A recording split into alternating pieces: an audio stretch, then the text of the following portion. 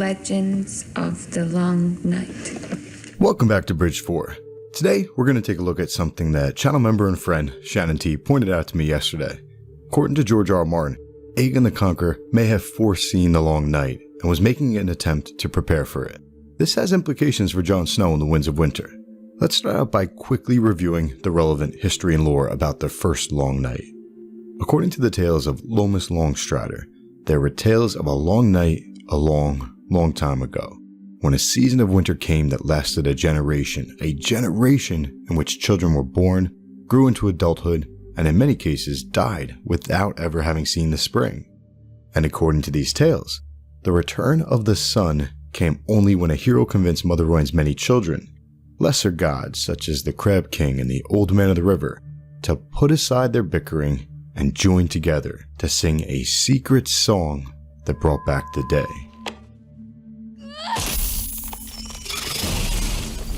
And according to George R. R. Martin, quote, there is speculation that in some sense, he saw what was coming 300 years later and wanted to unify the Seven Kingdoms to be better prepared for the threat that he eventually saw coming from the north, the threat that we're dealing with in A Song of Ice and Fire, namely the Second Long Night.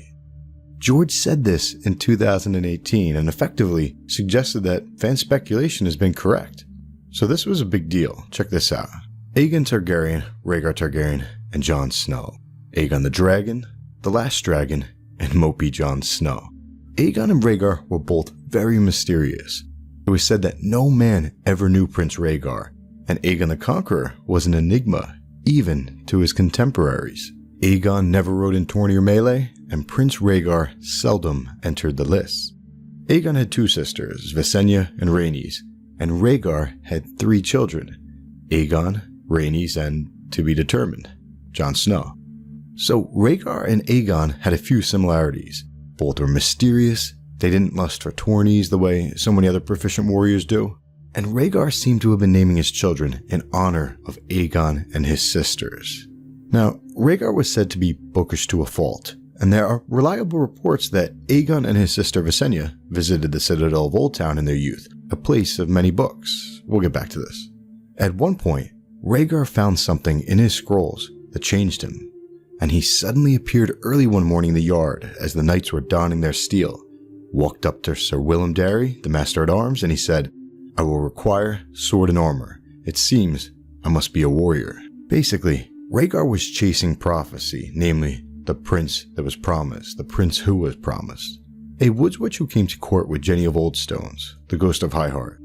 She once told Rhaegar that the prince who was promised would be born of his parents' bloodline. So, putting two and two together, it appears that Rhaegar came to believe that he was the prince that was promised. And Maester Aemon in fact confirmed this. But eventually, according to Maester Aemon, Rhaegar became persuaded that it was his son Aegon who fulfilled the prophecy.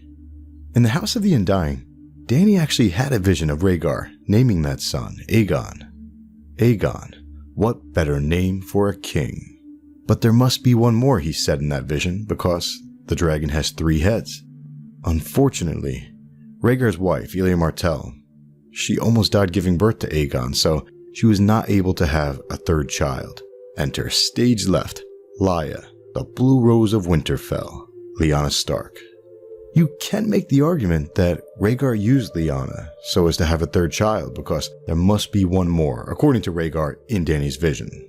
The dragon has three heads. But let's not forget, the third forging of Lightbringer revolves around love. Nissa Nissa, Love and Doom, which is the song that Rhaegar sang at Griffin's Roost back in the day. Love and Doom. So Rhaegar was chasing prophecy.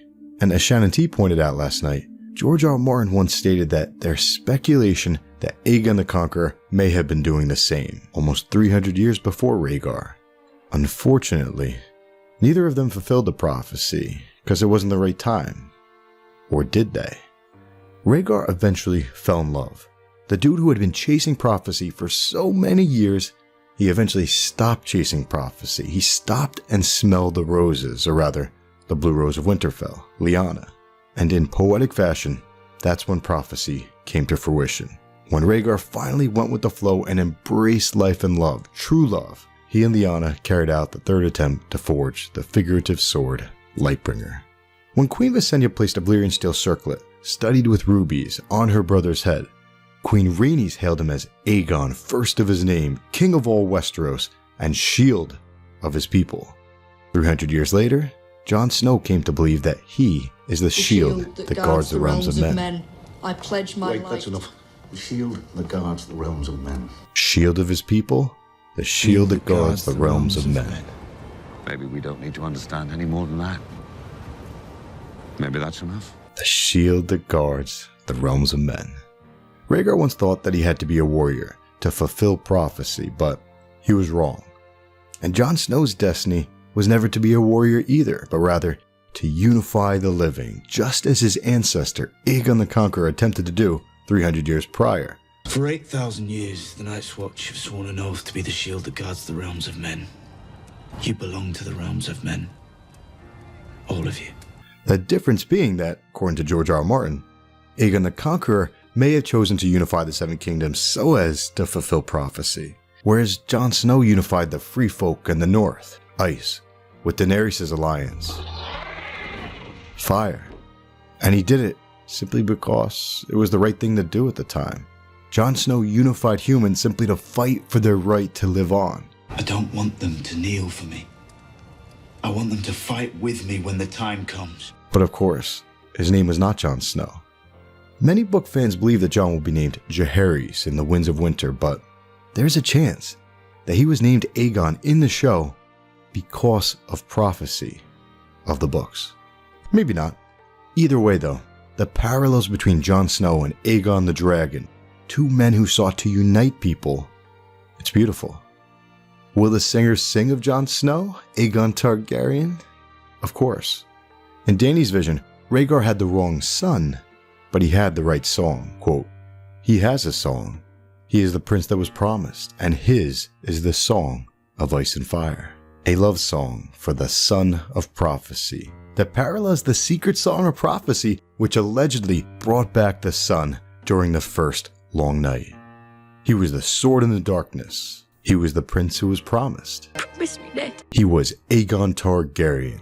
What better name for a king? Busted.